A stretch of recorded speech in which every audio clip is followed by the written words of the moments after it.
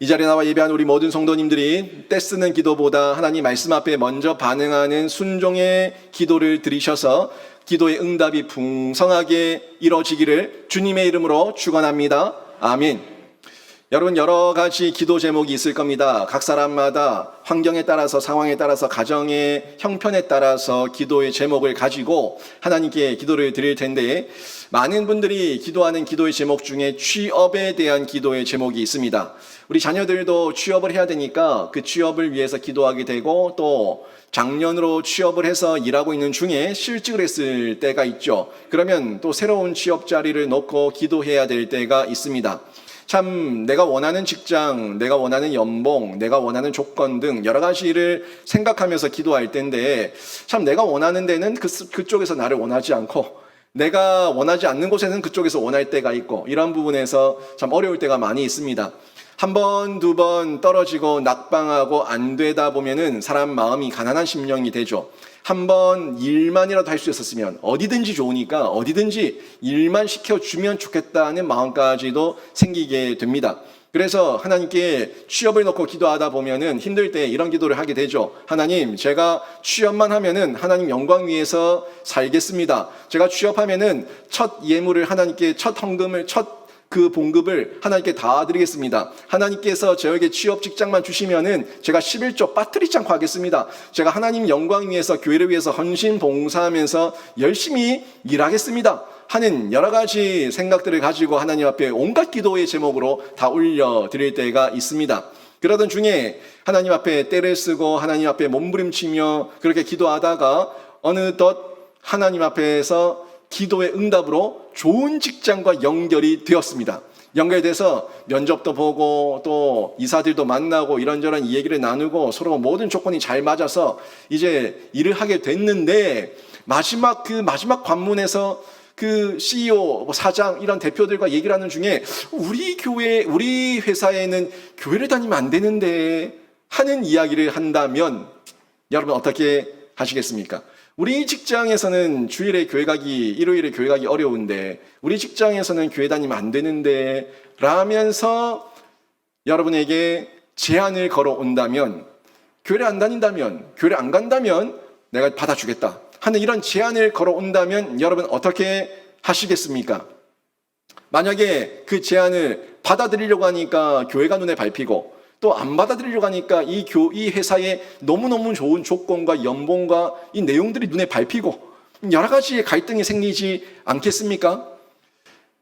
많은 사람들이 이런 고민 가운데 저를 찾아온 사람들이 몇몇 있었습니다.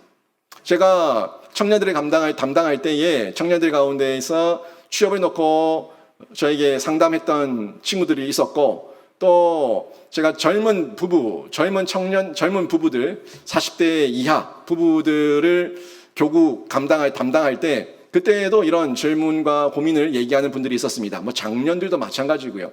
근데 그분들은 올 때 이미 답을 가지고 왔습니다. 자기 마음에 답을 가지고 왔어요. 답을 가지고 왔는데 목사를 찾아온 이유는 답을 얻고자 온 것이 아니라 저를 통해서 자기 합리화를 하기 위해 온 거예요.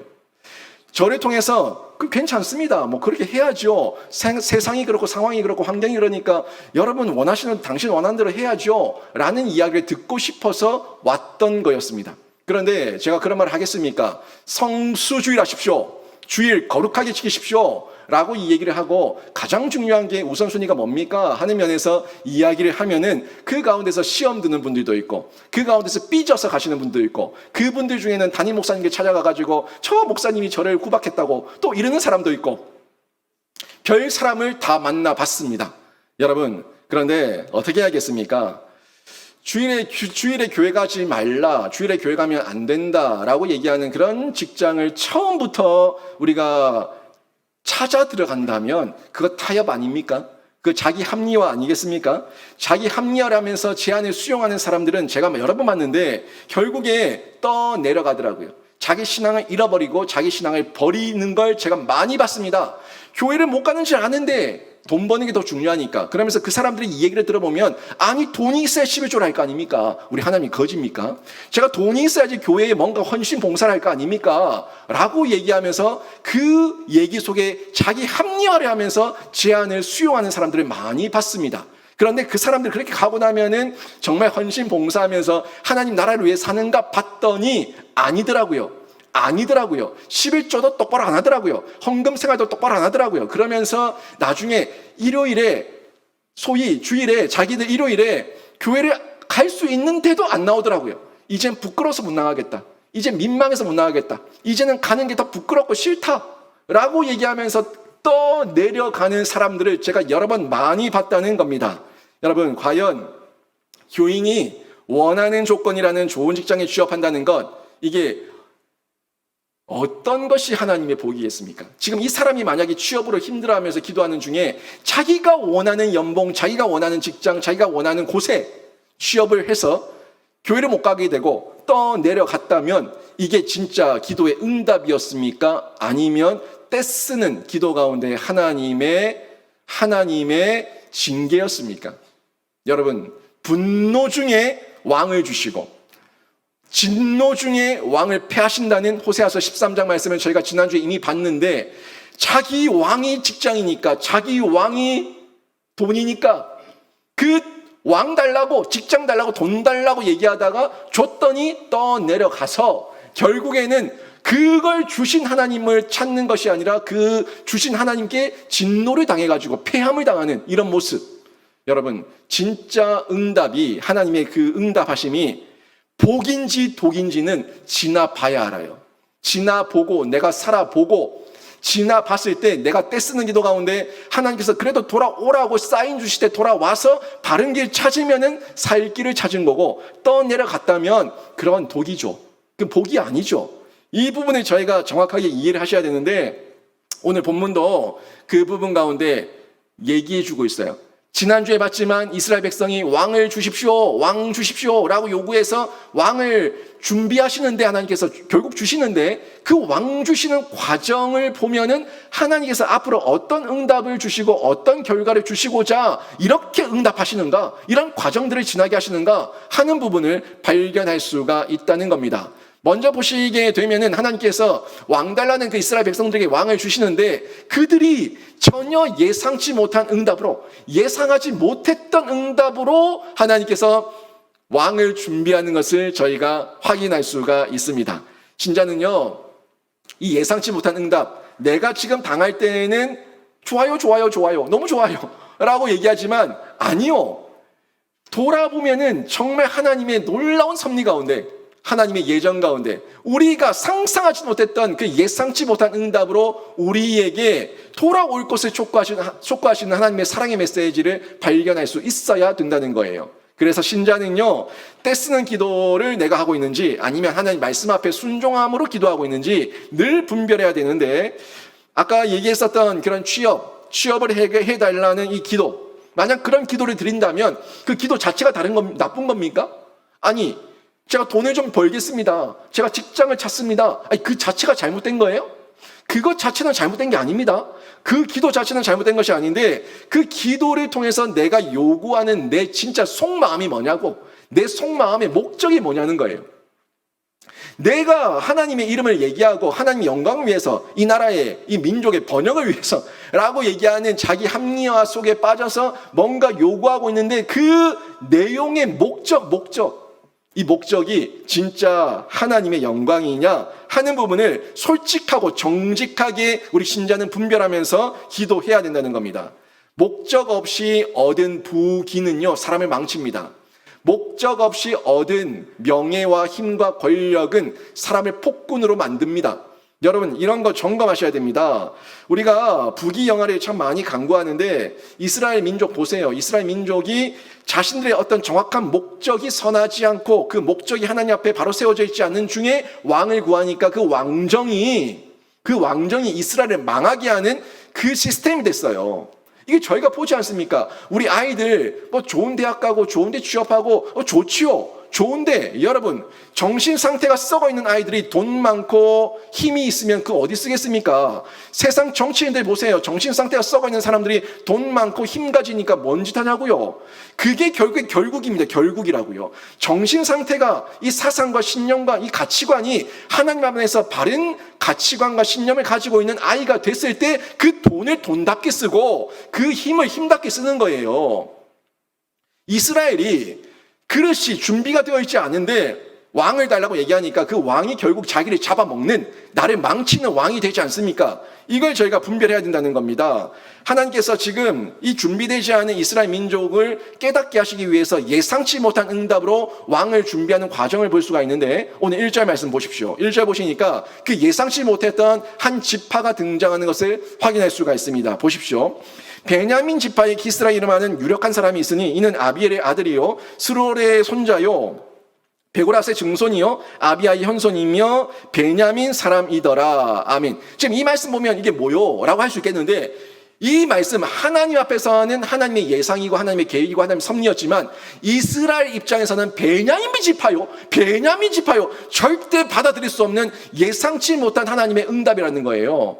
이걸 이해하시기 위해서는 여러분이 사사기 19장 말씀을 이해하셔야 되는데, 지금 하나님께서 베냐민 지파의 기스라고 하는 그 아들 청년 사울을 끌어내셔가지고 이 사람을 지금 왕 삼으려고 기름 부으려고 사무엘을 통해서 준비하고 있다는 거예요. 근데 왜 사울 베냐민 지파가 이스라엘 민족에게는 이해할 수 없는, 받아들일 수 없는 예상치 못한 응답이자고 하면 이게 사사기 19장으로 가야 돼요. 사사기 19장에 가면은 여기에 지금 어떤 역사적 내용이 나오냐면 이 레위인의 첩에 대한 이야기가 나옵니다. 레위인이 첩을 가지고 있어요. 근데 이 레위인이 그 첩이 집을 나갔어요. 집을 나가서 그 장인의 집으로 가서, 처갓집으로 가서 이 첩을 다시 데리고 돌아오지 않습니까? 돌아오는 길에 날이 저물어서 베냐민 지파에 속해 있는 기브아라고 하는 땅에 들어가서 거기서 하룻밤을 자게 되죠. 여러분 아는 내용이죠. 자게 되는데 날이 저물어서 여기저기 어디서 잘까 기웃기웃거리는데 아무도 안 재워줘. 그래서 한 노인을 만납니다. 한 노인을 만나서 그 노인의 집으로 들어갔는데, 노인의 집으로 들어가는 것을 동네 불량배들이 보고 쫓아와가지고, 그 남자들이 쫓아와서 노인에게 요구합니다. 아까 들어갔던 그 레위인, 그 젊은 그 청년, 그 젊은 사람, 남자를 끄집어내라. 우리가 그와 상관하겠다, 동성애하겠다, 이 얘기를 하는 거예요. 여러분 기가 차지 않습니까? 지금 폭력배들이 그 떼거지로 몰려와가지고 당당하게 내 남자 내놔라, 남자와 우리가 동성애를 할 테니까, 성관계를 맺을 테니까 갖고 와라, 데리고 와라. 이 얼마나 성적 타락한 모습인지 이 시대적 배경이 보여지시죠? 그런데 이 노인이 또 얘기합니다. 노인이 뭐라고 얘기하냐면, 내 집에 들어온 손님을 내가 내줄 수 없다. 나에게 처녀 딸이 있다. 그리고 이 레위인에게 아내 첩이 있으니까 이 두 여자를 내보내줄 테니까 이 두 여자와 성관계를 맺든지 말든지 하고 내 집에 들어온 사람은 손대지 마라. 여러분 이것도 이해가 되십니까? 이해가 안 되는 상황이죠. 그래서 계속해서 폭동이 일어나고 남자를 끄집어내라고 하니까 나중에 레위인이 겁을 먹고 자기 아내를 데리고 나가서 밖으로 던져버립니다. 내밀어버려요. 내밀어버려서 이 아내가, 이 첩이 밖에 그 폭력배들에 의해 가지고 농락을 당하고 능욕을 당하고 완전히 반 죽어서 돌아오죠. 그 새벽녘에 돌아와서 그 문지방에서 쓰러져서 죽었습니다. 죽었는데 레위인이 그걸 보고 분노하네. 자기가 떠밀어 놓고는 자기 때문에 죽은 아내를 보면서 자기가 분노를 하면서 그 여인을 데리고 자기 집으로 돌아가서 12토막을 내요. 죽은 시체를 12토막을 내가지고 그걸 어디로 보내요? 12지파에게 다 보내버립니다. 이 사연과 함께. 여러분 지금 이 내용 들으시면서 여러분 지금 이 시대적 배경이 어떤 상황인지 이해가 되세요? 정상적인 게 있습니까? 정상적인 게 없어요. 레위인이 첩을 가지고 있어요. 다시 얘기하면 지금 이 시대에 말씀을 맡은 목사가 첩을 두고 있어요. 2명, 3명. 제가 첩 두고 있으면 여러분 저를 존경하겠습니까? 저를 받아들이시겠어요?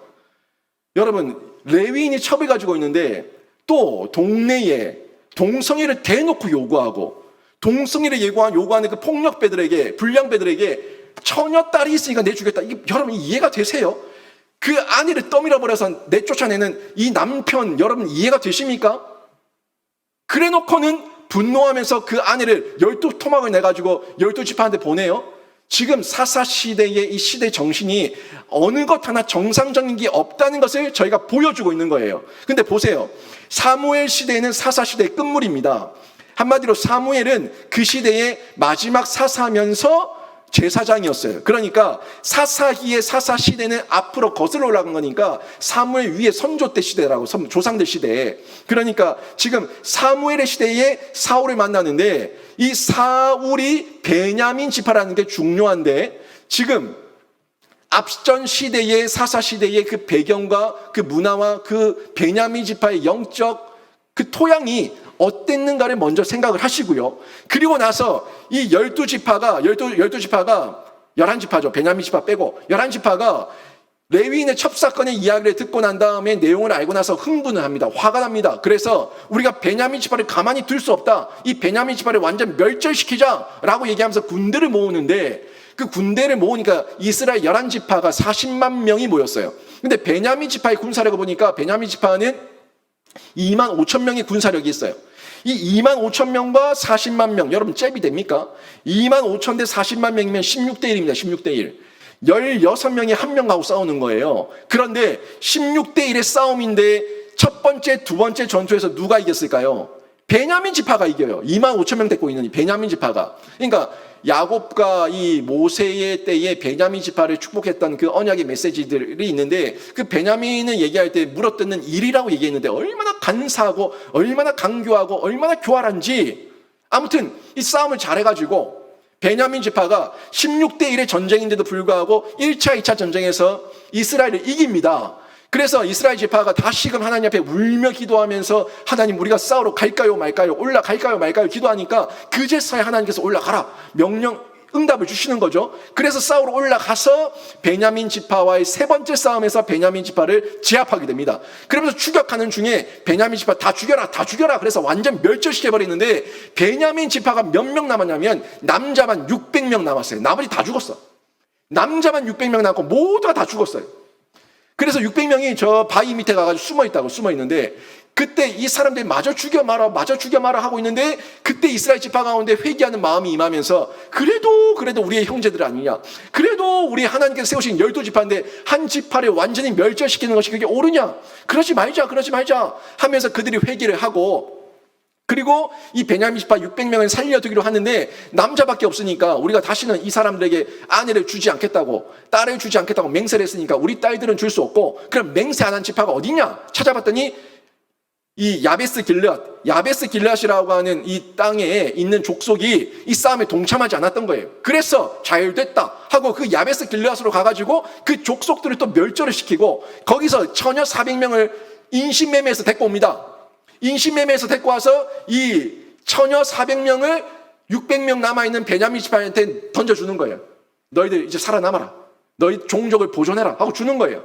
여러분, 지금 이 사사기 시대 마지막 끝 시대에 자기 속에는 옳은 대로 하나님 없이, 공정과 상식과 기본도 없이, 공의도 없이 자기 제멋대로 날뛰고 있는 베냐민 지파와 레위인과 그리고 이스라엘 민족의 이 모습들 보이시죠? 어느 것 하나 잘했다고 얘기할 만한 것이 없습니다. 그런데 이 사울이 베냐민 지파라는 게 이게 중요한 거예요. 왜? 베냐민 지파는 이스라엘이 싫어하는 지파거든요. 다 죽여버릴까 하다가 살려놓은 지파예요. 근데 사울이 얼마나 상처가 많겠습니까? 아니 보세요. 베냐민 지파 자체가 얼마나 상처가 많겠냐고요. 베냐민 지파가 결국에는 사울의 아빠가 기스인데, 그 기스를 위로 그 조상들을 얘기하고 있어요. 결국 그 조상들 중에 누구예요? 600명 겨우 살려줬는데 그 살려줬던 그 중에 한 명이 이 조상입니다. 이해되세요? 그리고 그 사울의 어머니가 될 수도 있고요, 또 사울의 그 할머니가 될 수도 있고, 그 위에 증손 할머니가 될 수도 있고, 누군지 모르지만 아무튼 그 중에 할머니 중에 한 분이, 어머니들 할머니 중에 한 분이 그 야베스 길앗에서 인신매매 당해가지고 끌려왔던 여인 중에 한 명이라는 거예요. 얼마나 한많은 지파입니까? 한많은 가문입니까? 이 얘기를 제가 전달해 주고 있는 겁니다. 결국에 지금 자기들이 왕을 달라고 요청해서 왕을 주시는데, 자기들이 가장 싫어했던, 그토록 싫어했던 베냐민 지파, 그리고 혈통으로 난 여러 면에서 봤을 때 자기들이 인정하기 싫었던 그 과거의 흔적이 남아있는 베냐민 지파, 그 베냐민 지파에서 그들의 왕을 택하셔서 준비하시는 과정, 여러분 이거 받아들이시겠어요? 그러니까 이게 하나님의 앞에서는 섭리욕 하나님의 계획이었지만 이스라엘 지파의 입장에서는 예상치 못한 응답이에요. 자기들 11지파가 있는데 왜 하필이면 베냐민입니까? 우리가 그토록 싫어하는 베냐민을 왜 세웁니까? 하는 이런 반응이 나오지 않겠습니까? 이런 과정이 결국에는 하나님께서 분노하는 중에 왕을 세우시고, 그리고 진노하시는 중에 왕을 패하신다고 하셨는데 왕달라 요구하는 그들의 요구가 옳지 못하니까 하나님께서 분노하시는 중에 왕을 세우는 과정이 베냐민 지파를 택하셔서 베냐민 지파 가운데 기름 붓게 하시는 하나님의 과정으로 펼쳐지는 것을 저희가 확인할 수가 있는 겁니다. 이런 사울, 자신이 어떤 존재고 내 지파, 우리 가문이 어떤 가문인지 너무 잘 알아요. 열등감 얼마나 많았겠어요. 자존감 완전 바닥을 치고 있지 않겠습니까? 거기다가 자기의 가문의 역사를 들어보니까 후손이지만 부끄럽고 처참하고 정말 하나님 앞에서 다른 지파 사람들 얼굴을 볼 수 없을 만큼의 그런 부끄러움이 있지 않았겠어요? 그러니까 이 모습이 사울이 10장 가면 왕으로 피택이 되는데 피택이 됐을 때 사울이 어디 숨어 있어요? 집 무더기 사이에 숨어 있어요. 왜? 부끄러우니까. 자기 자신을 아니까, 자기 가문을 아니까. 자기는 왕대 지파도 아니고 가문도 아닌데 나 같은 사람을 지금 왕으로 세우니까 앞에 떳떳하게 나서서 이제부터 제가 왕입니다. 저를 따르십시오. 이 짓을 못하는 거예요. 집 무더기 사이에 숨어가지고 이러고 있는 거예요. 여러분, 그 배경이 어떤 배경인지 이해가 되세요? 그런 배경 가운데 있는 거예요. 그런데 일부는 또 왕이라고 좋아라 하는데 일부는 그 불량배들은 또 사울을 저런 자가 무슨 왕이냐 하면서 또 투덜대는 사람들이 생기죠. 그 말씀이 사무엘상 10장에 보면은 다 나오는 내용들이에요. 그러는 중에 오늘 본문은 아니지만 다음 주 본문이지만 이 사무엘이 사울을 만납니다. 사무엘이 사울을 만나가지고 하나님께서 당신의 집안을 높이신다. 당신에게 기름 부으시라고 한다. 이 얘기를 하니까 이런 말을 잘 빚고 와서 얘기를 하니까 넌지시 전달하니까 사울이 사무엘에게 뭐라고 얘기합니까? 9장 21절 보십시오. 사무엘상 9장 21절에 이렇게 얘기합니다. 사울이 대답하여 이르되 나는 이스라엘 지파의 가장 작은 지파 베냐민 사람이 아니니까. 그죠? 거의 600명 남았으니까 뭐 늘어난 분들 얼마나 늘어났겠어요. 지금 그 얘기를 하고 있는 거예요. 또 나의 가족은 베냐민 지파 모든 가족 중에 가장 미약하지 아니하니까 당신이 어찌하여 내게 이같이 말씀하시나이까 하니. 아멘. 이렇게 자기의 정체성에 대해서 흔들리고 자기의 정체성에 대해서 당당함이 전혀 없었던 사람이 사울이었다는 것을 저희가 볼 수가 있는 겁니다. 자기 지파를 보니까 자기 지파의 역사가 어때요? 동성애를 일삼았고 레위인의 첩을 갖다 능욕했고 그리고 죽였고 최소한의 부끄러움, 최소한의 이 죄송한 마음, 미안한 마음, 역사적 죄의식 이런 부분이 있다 보니까 지금 자기가 이렇게 얘기를 하고 있는 거 아닙니까? 그런데 이렇게 겸손한 모습도 있었고 죄의식도 있었고 자기가 참 연약한 중에 부족한 중에 하나님께서 나를 높이셨다는 그런 인식이 있는데 이런 사울이 변질돼요. 변질돼서 나중에 거의 광기를 발하지 않습니까? 마치 자기가 처음부터 왕이었던 것처럼. 그래서 이 사울이 이렇게 광기를 드러내고 하나님을 떠나니까 사울 한 명의 문제가 아니라 이제 대표성의 원리 때문에 왕 한 명이 미치니까 나라 전체가 엉망이 되는 역사를 저희가 이스라엘 역사를 통해서 보고 있지 않습니까? 여러분, 이런 모습을 보면서 저희가 기억해야 돼요. 우리가 요구했을 때 지금 이거는 나에게 너무 필요하고 나의 유익, 나의 자랑, 나의 만족을 위해서 뭐도 주시고 막 요구사항을 막 늘어놓는데 그게 정말 하나님께서 분노하는 중에 허락하시면 여러분이 상상하지 못했던 예상치 못한 응답으로 여러분이 징계를 당할 수 있어요. 무서운 거예요. 정말 이스라엘 민족이 이런 걸 알았다면 왕을 요구했겠습니까? 왕의 제도를 그렇게 가르쳐주고 요구하지 말라고 얘기했는데도 불구하고 다 필요 없다고 거부하고 사울의 말 듣기를 거부하고 거절하고 그래도 왕 달라고 요구했는데 결국에는 왕을 주시는 분이 하나님이신데 하나님께서 분노 중에 주시니까 전혀 예상치 못한 응답으로 이스라엘 민족에게 올무가 되고 함정이 되는 것을 볼 수가 있지 않습니까? 그래서 저희가 하나님께 기도할 때 떼쓰는 기도를 하기보다는 이미 우리에게 주어진 말씀, 완벽한 말씀 아닙니까? 완전한, 온전한, 확실한 말씀이에요. 이 말씀을 붙들면서 말씀의 순종함으로 먼저 기도를 하고 그 말씀의 순종함으로 반응을 해야 된다는 겁니다. 떼쓰는 기도는 나중에 보면 도리어 나에게 독이 되기도 하고요. 나에게 저주가 되기도 합니다. 악이 되기도 합니다. 나를 망칠 수도 있습니다.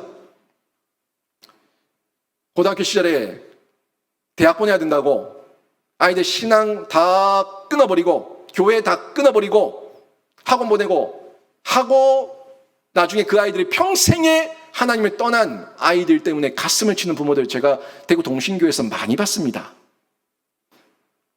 수성구, 범어동, 여러분 거기 학원에 미친 곳이에요.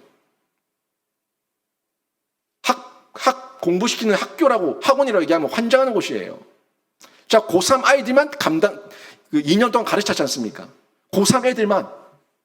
고2까지는 신앙생활 하다가 고3이 되면 이제부터 1년 동안 교회를 끊습니다 하는 부모들이, 중직들의 부모들이 많습니다.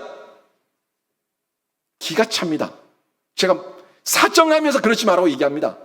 그런데 그 아이들이 대학 가면 돌아올 줄 알았는데 안 돌아와요. 안 돌아와요. 10년, 20년, 30년 떠 내려가서 안 돌아와요. 지금 그것 때문에 가슴을 치면서 울며 불며 애걸복걸하며 하나님 앞에서 지금도 회개하는 부모들이 많습니다. 여러분, 일단 대학 가고 보자. 일단 받아보고 보자. 일단 얻고 보자. 일단 취하고 보자. 일단이 아니고 그 일단이 분노 중에 응답이라면 진노 중에 패한다고요. 하나님, 무서운 분이에요. 여러분, 이거를 여러분 기억하셔야 된다는 겁니다. 분노 중에 응답하시는 것은 결코 우리에게 복이 될 수 없습니다. 망해도 좋으니까 로또 한번 당첨돼 보자. 망해도 좋으니까 돈 한번 마음껏 써보자. 망해도 좋으니까 한번 떵떵거려 보자. 아니, 망할 걸 아는데 왜 하려고 합니까? 죽을 줄 아는데 왜 하려고 합니까? 이게 이상한 거죠. 이 사고가 홀리니까, 미치니까 망할 걸 아는데 망할 때 망하더라도 한번 해보자 이러는 거예요. 이 세상이 다 미쳐 있는 거예요. 로또 걸린 사람 저는 한 번도 본 적이 없는데, 뭐 주변에 통계하는 사람들의 얘기를 들어보니까 로또에서 제대로 된 사람이 아무도 없다고 얘기하죠. 다 그 끝이 안 좋대요. 끝이. 왜 그래요? 계획도 없었어요. 비전도 없었어요.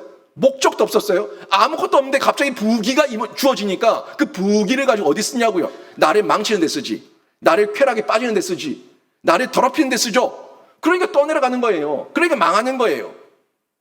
목적 없이, 계획 없이, 하나님의 선한 의도 없이 부귀를 구하는 건 망하는 길인데, 망할 줄 알아도 돈 한 번 죽도록 써보고 죽자 하는 그 어리석은 생각을 버려야 된다는 거예요. 그게 떼쓰는 기도예요.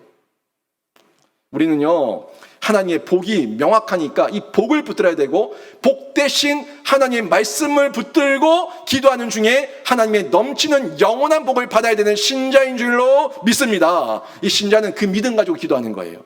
여러분, 말씀 붙들고 기도하는 거예요. 하나님께서 또 응답을 하시는데, 예상치 못한 응답을 하셨지만 또 그들이 원하는 대로 응답하세요. 여러분, 이 뜻을 잘 보셔야 됩니다. 원하는 대로 응답하신다는 게 좋아서 원하는 대로 응답하신 게 아니에요.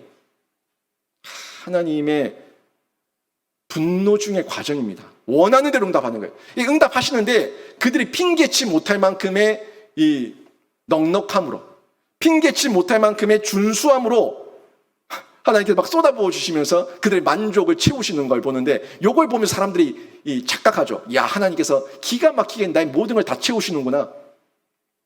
기도 응답이 그렇게 온다고 하더라도 첫 단추가 떼쓰는 기도로 시작해서 하나님 뜻이 아니었다면 우리에게 올무가 될 수 있다고요. 이 말씀 한번 보시는데, 여러분, 지금 사울이 좀 객관적으로 보게 되면은 베냐민 지파라는 것 빼고는 모든 게 다 괜찮아요. 이스라엘 입장에서 예상치 못한 응답이긴 했지만 베냐민 지파라는 그거 한 가지만 좀 흠이 없고 나머지를 보면 다 괜찮습니다. 오늘 본문에서 그 내용들을 쭉 전달해 주는데, 이 내용을 통해서 하나님께서 우리에게 기도 응답의 성공이 뭔지에 대한 기준을 다시 한번 제시해 주는 걸 볼 수가 있습니다. 2절 말씀 보십시오. 2절 보시니까 이렇게 나옵니다. 기스에게 아들이 있으니 그의 이름은 사울이요 준수한 소년이라. 이스라엘 자손 중에 그보다 더 준수한 자가 없고 키는 모든 백성보다 어깨 위만큼 더 컸더라. 아멘. 보세요. 이 지금 준수하다는 걸 두 번이나 얘기하고 있어요. 준수한 소년이고 이스라엘 지파 중에 이보다 더 준수한 자가 없고, 그만큼 복이 좋았다는 거예요. 사람들 복이 좋았고 사람들 복이 외형적으로 외모로 이런 준수함이 있었다는 것을 전달해 주고 있는데, 왜 이렇게 준수한 자를 하나님께서 세우셨을까요? 그 이유는요, 사람들이 외모를 보니까 사람들이 외모 보면서 얼굴 뜯어먹고 살 줄 아니까 외모를 보고 외모에 합당한 사람, 그들이 보는 외모에 합당한 사람 사울을 하나님께서 세우신 겁니다. 그런데 하나님은 외모를 보는 분이 아니라 어디를 보십니까? 마음의 중심을 보시는 분이라는 거예요. 사실 여러분 얼굴 보고 결혼하신 분들 있습니까? 얼굴 보고 결혼하신 분 계세요? 뭐 얼굴 뜯어먹고 살아요? 얼굴 뜯어먹고 살지 않지 않습니까? 사람은 20대, 30대, 40대 쭉 지나면서 이제 70 넘어가면서 70, 80, 90대면은 얼굴 외모의 평준화가 이루어집니다. 그리고 죽을 때는 땅에 묻힐 때, 관에 들어가서 땅에 묻힐 때, 또 화장터에서 태워질 때는 모든 게 다 똑같습니다. 한 줌의 채로 남습니다. 모든 게 평준화예요, 평준화. 아무것도 남는 거 없어요. 그런데 사람들이, 우리 젊은 형제 자매들이 결혼할 때 보면은 얼굴 뜯어먹고 평생 얼굴, 그 얼굴이 그 모양, 그 모습으로 계속 있을 줄 알고 얼굴 보고 저래서 이래서 얘기하면서 선택하지 않습니까? 외모에 속는 거예요. 외모에 속으면 안 됩니다. 사람이 내면을 볼 수 있어야 되는 거예요. 진짜 이 내면, 이 사람의 내면과 이 사람의 성품과 이 사람의 신앙이 어떤 그릇과 어떤 모습을 가지고 있는가를 볼 줄 아는 사람이, 그 사람이 롱런하고 오래오래 행복하게 잘 살았더라 하는 이야기 속의 주인공이 되는 거예요. 근데 사람들이 얼굴 보고 외모 보고 조건 보고 선택하다 보면은 나중에 이를 갈고 후회하고 땅을 치며 눈물 흘리는 이런 일들이 많이 생기지 않습니까? 이스라엘도 마찬가지인데 이스라엘도 이런 외모를 먼저 보고 있었던 겁니다. 다른 나라에, 다른 민족과 다른 족속에게 내세우기에 부족함이 없고 부끄럽지 않은 그런 왕이, 준수한 왕이 세워져야 된다 하니까 하나님께서 준수한 사울을 택하셔서 세우신 겁니다. 한마디로 그들의 속내를 꿰뚫어 보시고 그들이 핑계할 수 없을 만큼의 준수함, 핑계할 수 없을 만큼의 준수함의 조건으로 사울을 택하셨다는 것을 확인할 수가 있는데, 사실 이 지금 원하는 가운데 꼭 외모만 있겠습니까? 외모를 넘어서고 나면 우리도 그렇지만 사람을 볼 때 외모도 키가 어느 정도 되고 어떻게 하고 난 다음에 그 다음에 돈도 얼마 있어야 되고 그 다음에 뭐 직업은 뭐여야 되고 뭐 성품은 어때야 되고 여러 가지 나오지 않습니까? 이 사울이 베냐민 지파라는 것 빼고는 여러 면에서 다 괜찮았어요. 이걸 지금 3절에서 지금 7절부터 3절에서 5절, 6절에서 7절, 8절에서 11절 쭉 보시면은 다 확인이 되는데 한번 점검해 볼까요? 3절에서 5절 보십시오. 3절에서 5절 보니까 효심이 또 있어요. 효심이. 마음이 깊어요. 보십시오. 사울의 아버지 기스가 암나기를 잃고 그의 아들 사울에게 이르되 너는 일어나 한 사환을 데리고 가서 암나기들을 찾으라 하매 그가 에브라임 산지와 살리사 땅으로 두루다녀 보았으나 찾지 못하고 사알림 땅으로 두루다녀 보았으나 그곳에도 없었고 베냐민 사람의 땅으로 두루다녀 보았으나 찾지 못하니라. 그들이 숲 땅에 이른 때에 사울이 함께 가던 사환에게 이르되 돌아가자. 내 아버지께서 암나기 생각은 고사하고 우리를 위하여 걱정하실까 두려워하노라 하니. 아멘. 보니까 사울이 아빠가 이 암나기 몇 마리가 없어졌다 좀 찾아봐라 라고 얘기하니까 어디서요? 어떻게 잃어버렸는데요? 따지지도 않고 묻지도 않고 그냥 얘 아버지하고 나가서 바로 찾습니다. 바로 찾으러 나가요. 사환 데리고.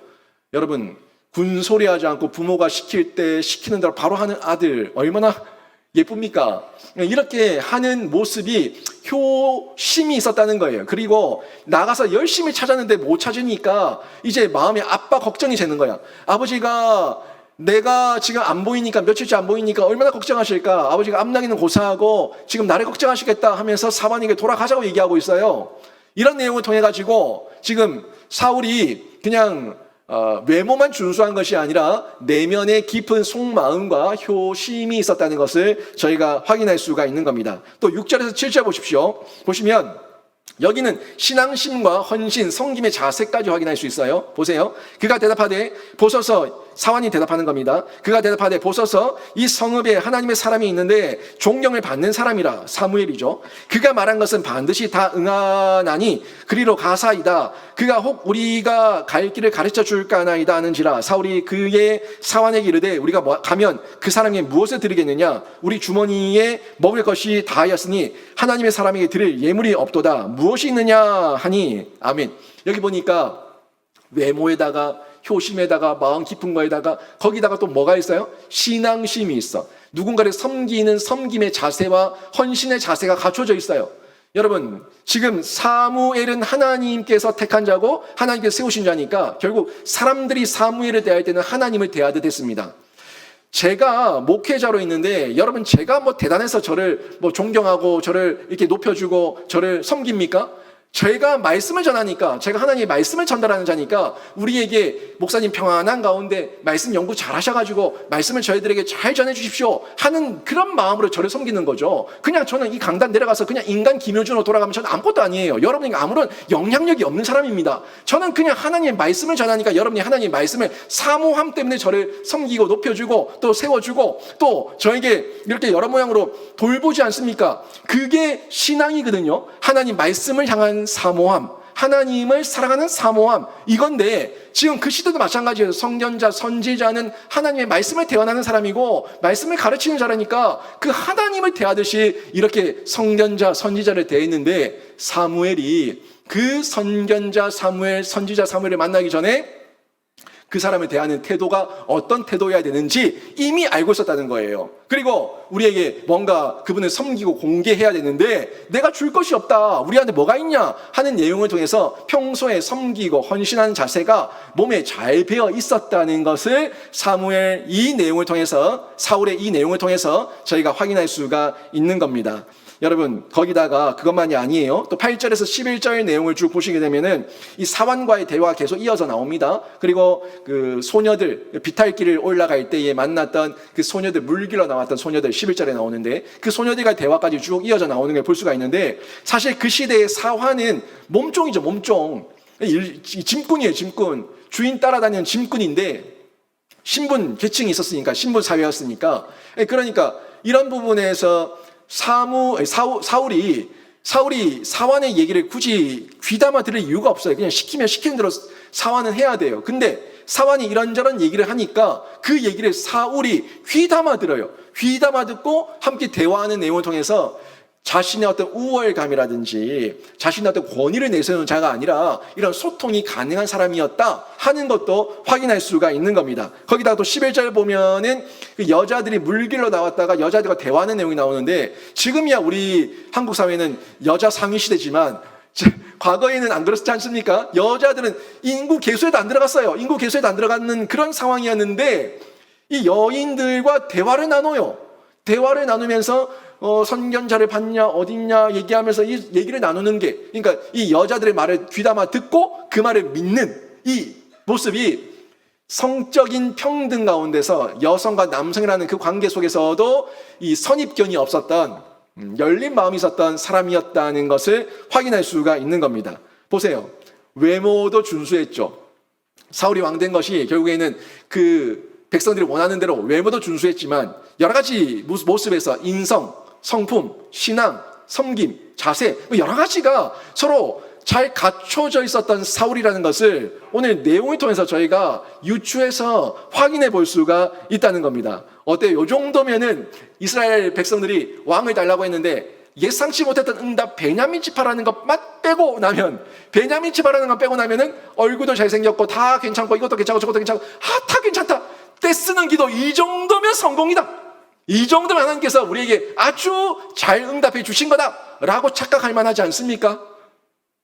우리가 이렇게 떼쓰는 기도를 하다가 하나님 앞에서 기도 응답을 받아놓고 이게 하나님께서 분노 중에 응답하셨던 진행 과정인데 이거를 제대로 이해하지 못해가지고 하나님께서 내 기도를 들어주셨다고, 내가 원하는 대로 다 들어주셨다고 착각하면서 이걸 자랑거리 삼을 때가 있고, 결국 그 사람들의 결국은 어떻게 되냐면 자만해요, 교만해요, 방종해요, 하나님을 떠나요.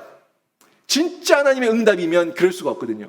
진짜 하나님의 응답이면은 그 앞에서 겸손해지고 낮아지고 모든 영광 하나님께, 하나님께서 다 하셨습니다 하는 이런 귀한 고백을 하게 되는데 하나님께서 분노 중에 주시니까, 지가 원하는 대로 다 받으니까 이게 떼쓰는 기도 응답이 되어가지고 이스라엘 민족도, 사울 왕도 점점 교만해지고 자만에 빠지고 영적으로 둔감해지는 것을 저희가 사무엘 상하의 내용을 쭉 보는 중에 확인해 볼 수가 있는 겁니다.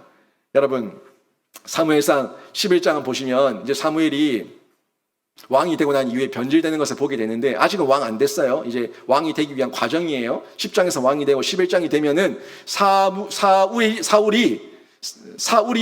이제 왕으로서 처음으로서 그 업무를 합니다. 왕이 된 다음에 처음 업무를 한다고요. 사실 왕이 된 다음에 뭐 대통령이 된 다음에 1호 서명, 1호 뭐 명령 이런 거는 굉장히 의미가 있는 거죠. 근데 사울이 왕이 되니까 첫 번째 업무가 뭐였냐면 전쟁이었어요. 여러분, 야베스 길르앗을 위한 전쟁을 일으키는 것을 볼 수가 있습니다. 사울의 첫 번째 왕의 업무, 전투, 전쟁, 죽이는 것. 이거를 확인할 수가 있는데 사울이 11장을 보시면 하나님의 영이 임하긴 임합니다. 하나님의 영이 임하는데 이 영이 하나님의 영이 임해서 은사와 재능이 되면 이게 하나님 안에서 선하게 선용돼야 되는데 그게 통제고 하나님의 은혜 가운데 우리가 잘 사용하는 건데 선용하는 거거든요. 근데 하나님의 은혜와 은사가 주어졌어요. 뭐 물질도 은사고 뭐 건강도 은사고 다 은사입니다. 은사가 주어졌는데 이게 내 감정대로 쓰면 어떻게 됩니까?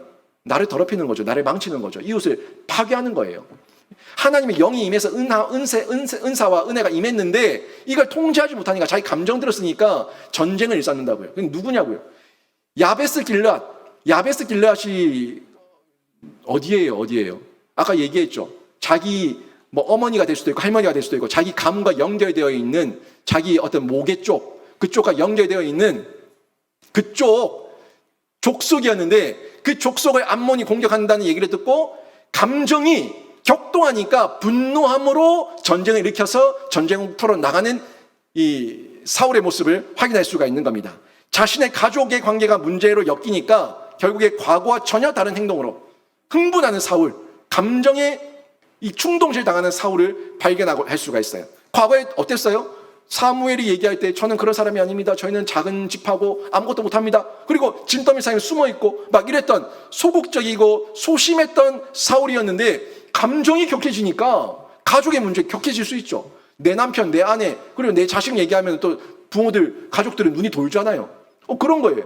그런 감정이 격해지니까 과거와 전혀 다른 모습으로 흥분해가지고 날뛰고 있는 사울의 모습을 확인할 수가 있는 거예요. 그러니까 우리가 하나님께서 물질이든 건강이든 여러 가지 은사와 재능이든 이런 것들을 주셨을 때 내 감정대로 쓰지 않고 하나님께서 원하시는 대로 사용할 수 있는, 선용할 수 있는 그런 이 통제력이 있어야 되는데 영적인 통제력이 없으니까 흥분하는 사울을 발견할 수가 있는 겁니다. 결국 이게 앞으로 사울이 왕으로 있는 중에 이스라엘에게 어떤 일들이 벌어질 것인가를 보여주는 전주곡이라는 것을 확인할 수가 있는데 여러분, 인품이 좋은 것과 신앙이 좋은 건 다릅니다. 세상 사람들도 버벗이 살 사람들, 인품이 좋은 사람들이 있어요. 근데 그 사람들을 보고 신앙이 있다고 얘기하지 않죠. 신앙이 있는 것과 인품이 좋은 건, 인성이 좋은 건 다른 문제예요. 신앙은요, 예수 그리스도와 성령의 언약의 뿌리, 말씀의 언약 아래 뿌리, 예수 그리스도의 언약 아래 뿌리에 있기 때문에 견고합니다. 견고해요. 그러니까 신앙은 견고해요. 신앙은 견고한데 감정은 한순간에 휘둘리는 거예요. 그러니까 여러분의 신앙이 지금 예수 그리스도의 언약 아래서 견고하게 있는가, 아니면 내 감정 따라서 내가 신앙생활을 한다고 착각하고 있는가, 이걸 점검해 봐야 되는데 예수 그리스도의 반석 아래 있으면 견고합니다. 그런데 내 감정의 그 뿌리 아래 내 뿌리를 내리고 있으면 내 감정이 따라서 들쑥날쑥한다고. 들쑥날쑥. 여러분, 지난 한 주도 지내면서 얼마나 많이 갈등했어요. 이럴까 말까 저럴까 말까, 한 대 지업할까 말까, 욕할까 말까, 얼마나 많이 갈등했어요. 이 마음의 갈등, 내 마음이 하나님 뜻대로 뭘 해야 된다는 걸 아는데 그걸 선택하지 않고 내 마음의 감정대로 할까 말까 늘 고민하는 갈등, 이게 우리의 연약한 신앙의 기반이라고요. 이게 감정에 내 신앙을 심어 놓으니까 한순간에 무너져 버릴 수 있고 뽑혀버릴 수 있다는 것을 저희가 늘 기억하면서 조심하고 경계해야 되고, 늘 기도하기를 하나님, 제 신앙은 이런 감정에 근거한 것이 아니라 예수 그리스도의 언약과 성경 말씀 안에 근거한 이런 확고하고 확실한 언약의 신앙이 되기를 원하오니 저를 붙들어 주시옵소서 하는 마음을 가지고 있어야 되는 거예요. 사울이 기름 부음 받았고 은사를 받았고 영을 받았지만 그게 감정에 휘둘리니까 이렇게 왔다리 갔다리 하고, 이스라엘 백성들도 자기 원하는 대로 된다고 더 좋아가지고 허허거리고 있는데 그게 하나님의 분노하심 중에 과정이었다는 거예요. 여러분, 그래서 결국 사울은 폭군이 되죠. 이 폭군 되는 거 결국엔 뭡니까? 자기가 원하는 대로 되는 줄 알았던 떼쓰는 기도 응답의 반전이에요. 반전. 아니, 원하는 대로 됐잖아요. 베냐민 시바라는 거 빼고는 다 원하는 대로 됐잖아. 그 떼쓰는 기도의 응답인 줄 알았는데 그게 반전이었다고, 반전. 분노와 심으로 왕을 세우시는 하나님의 과정이었다고요. 이걸 정확하게 저희가 볼 수 있는 안목이 있어야 되는 겁니다. 하지만 하나님께서 이런 반전과 예상치 못한 응답 가운데서도 계속해서 주시는 것은 반복된 기회 주심이에요. 뭔 기회입니까? 돌아올 기회, 회개할 기회, 이 기회를 계속해서 주는 걸 볼 수가 있습니다. 이게 계속된 실패에도 불구하고 끝까지 우리를 붙드시는 하나님의 사랑이죠. 하나님께서 우리가 반복적으로 실패하고 반복적으로 넘어지고 반복적으로 하나님 앞에 떼쓰는 기도를 해도 끝까지 사랑하셔서 놓지 않으시고 끌어안아 주시는 이 사랑을 발견할 수가 있는 겁니다. 여러분, 역사의 흔적을 보십시오. 여러분 인생에도 역사의 흔적이 있죠. 내 인생의 히스토리, 내 인생의 역사의 흔적들이 있는데 우연 아무것도 없습니다. 모든 것이 하나님의 섭리고 계획이고 하나님의 은혜고 하나님의 뜻 가운데 진행된 줄로 믿습니다. 사울이 지금 갑자기 아빠 기스가 암나귀를 잃어버려가지고 암나귀를 찾으러 나간 게 그게 우연일까요? 암나귀를 찾으러 다니다가 결국에 선견자 사무엘이 있는 곳까지 흘러가게 된 것이 그게 우연일까요? 사환이 갑자기 기회를 동원해가지고 우리가 사무엘을 만나보면 어떨까요? 라고 얘기한 것이 우연일까요? 그 가운데서 사무엘이 그 기꺼이 수긍하고 수용하고 또 기꺼이 본인이 찾으러 가는 이 모든 걸음이 우연이었을까요? 우연이라고 하기에는 너무 기가 막히지 않습니까? 우연이라고 하기에는 너무 이 조합이 잘 맞지 않습니까? 톱니바퀴 돌아가듯이. 그리고 사울이 만나게 되는 겁니다. 만나게 되고 9장 끝부분으로 쭉 내려가면 10장까지 넘어가면은 사무엘이 사울에게 먼저 기름을 붓죠. 이런 내용들이 쭉 나오게 되는데 결국에 하나님의 섭리 가운데 또 이 가운데 하나님께서 이스라엘 민족을 베냐민 지파를 세우는 예상치 못한 응답을 통해서 속히 깨닫고 돌아오기를 원하시는 하나님의 응답, 사랑의 응답이 있었던 것을 확인할 수가 있는 겁니다. 이후 계속 보겠지만 사울의 변질로 인해 가지고 이스라엘이 굉장히 많은 큰 고통을 당하게 되죠. 이 사울이 계속 변질되니까 계속해서 사고를 치는 거예요. 계속 가는 곳마다 사고를 뻥뻥뻥뻥 치고 다니는데 변질되니까 처음에 그 겸손했던 사울이 아니라 이제 교만하고 자만한 사울이니까 사고를 치고 다니니까 이 사울의 사고를 누가 수습해야 될 거 아니에요. 누가 수습해야 되는데 하나님께서 이 변질된 사울이 사고 칠 것까지 다 아시고 그 사고 칠 걸 수습할 수 있도록 누구를 남겨놓으셨어요? 사무엘과 다윗을 남겨놓으셨다는 것을 저희가 역사를 통해서 보셔야 된다는 겁니다. 사울이 사고 친 거 계속 돌아다니면서 수습하는 사람은 사무엘입니다. 나중에 다윗이 수습합니다. 다 수습하고 있는 거예요. 아내가 사고 치고 다닐 때 남편이 사고 치고 다닐 때 아내가 울며 기도할 때 그 아내는 사무엘이죠. 그 남편을 위한 사무엘, 그 남편을 위한 다윗이에요. 아내가 어려움 중에 있을 때 남편이 그 아내를 붙들어주는 것, 이것도 그 아내를 위한 사울을 하나님께서 남편을 통해 남겨놓으신 거예요. 이런 하나님의 섭리와 하나님의 놀라운 일들이 우리 삶 가운데 있다니까요.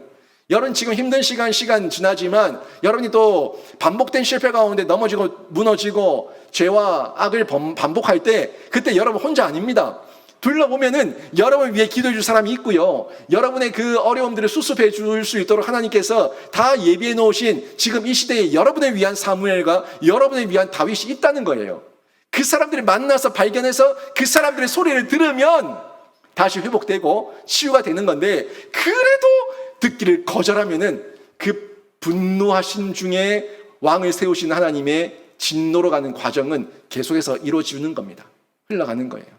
이걸 저희가 잘 봐야 되는데 결국 하나님의 반복된 기회 주심이라는 거 잊지 마시기를 바랍니다. 12절부터 14절 보십시오. 여기다 보니까 이제 왕을 세우는 과정 가운데 있지만 이스라엘 민족은 아직까지 하나님의 영적 대리자는 사무엘이라는 것을 너무너무 잘 알고 있습니다. 그래서 사무엘이 영적 대리자로 그 사역을 잘 감당하고 있다는 것이 오늘 12절, 14절에 나오는데 건재합니다. 사무엘이 아직 건재합니다. 보니까 뭐라고 얘기하고 있어요? 백성이 사무엘이 오기 전까지 먹지 않죠. 먹지 않는 것은 존경심의 표현입니다.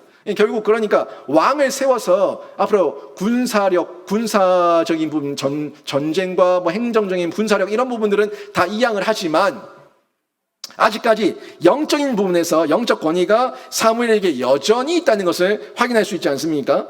그러니까 먹기 전에 사무엘이 와서 먹기 전에는 백성들이 숟가락을 들지 않고 먹지 않는다. 그러니 그만큼 사모한다는 거죠. 사모하고 존경하고 기다린다는 거예요. 이런 표현이 나와 있는데 사실 사무엘을 기다리고 있는 이유는 딴 거 아닙니다. 우리를 위해 축복해달라는 거예요. 우리를 위해서 축사해주고 축복해달라는 거 이유 때문에 기다리고 있는데 사실 사무엘 입장에서도 대단한 거예요. 사무엘 한번 보세요. 그렇게 왕 세우면 안 된다, 왕 세우면 안 된다 라고 얘기했는데 끝까지 왕 달라 얘기해서 왕은 달라고 자기 고집대로 다 하면서 그러면서 또 뭐라고 얘기해요? 복음 빌어주세요. 이렇게 얘기하고 있는 거죠. 말은 지질이 안 들으면서 복음 빌어주세요 라고 얘기하는 이 모습이 얼마나 얄밉겠습니까? 사실 엄마 말, 아빠 말 죽으라고 안 듣는데 와서 용돈은 주세요 라고 얘기하는 이 아이들의 모습을 볼 때 얼마나 얄미울 수 있습니까? 그런데도 불구하고 사무엘이 자기 감정대로 하지 않고 끝까지 충성된 제사장으로 사명감을 다하고 하나님 말씀 앞에서 순종하면서 자기의 직분을 끝까지 완수해내는 사무엘의 모습을 저희가 또 확인할 수가 있는 겁니다. 이것 또한 결국 사무엘을 남겨두심으로써 이스라엘 민족에게도 돌이키고 돌아오기를 원하시는 반복된 기회 주심이라는 것을 저희가 봐야 된다는 거죠. 여러분, 반복된 실패 여러분에게도 있습니다. 저에게도 있고요. 근데 이 반복된 실패 가운데서 돌이킬 수 있는 방법은 지금 나를 위해서 애쓰고 있는 지금 나를 위한 영적 사무엘과 나를 위한 영적 다윗을 빨리 발견하셔가지고 그들과 교제하고 그들의 이야기를 듣고 그 말씀 가운데 젖어들 때 우리가 반복된 실패에서 뛰쳐나올 수가 있는 거예요. 아직 진노 중에 패하지는 않았잖아요. 반복된 실패 가운데 있을 때 하나님께서 분노하시는 왕을 세웠지만 그 왕이 세상 왕이라면 하나님 없는 왕이라면 철저하게 버리고 우리가 뛰어나올 수 있는 용기와 담력이 있어야 되지 않겠습니까? 그때 뛰어나올 때에 하나님, 제 왕은 하나님이십니다. 제 왕은 예수 그리스도십니다. 제 왕은 세상이 아닙니다. 제 왕은 돈이 아닙니다. 제 왕은 오직 유일한 희망, 유일한 소망 예수 그리스도인 줄 믿습니다 하면서 뛰어나오는 용기를 하나님께서 보시고 칭찬하시는 거예요. 다윗이 그런 모습이었지 않습니까?